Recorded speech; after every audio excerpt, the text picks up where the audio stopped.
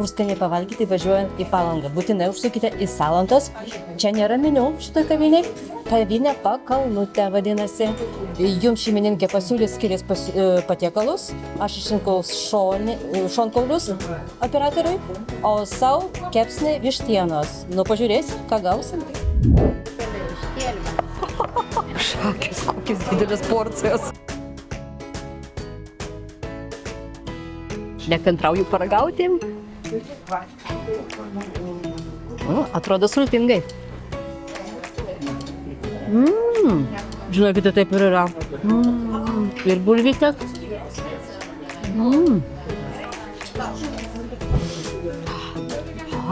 Šonkauliukai.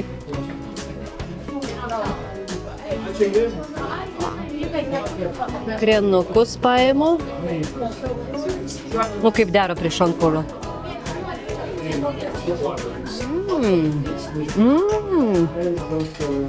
Dabar svarstau, kurią porciją valgyti. Ar operatoriaus ar savo.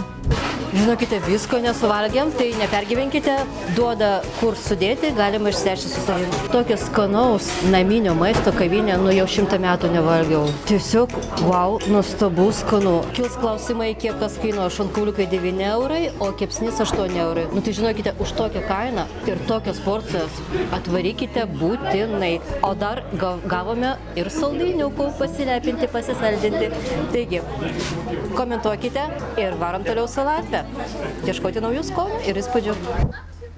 Pakalnutė.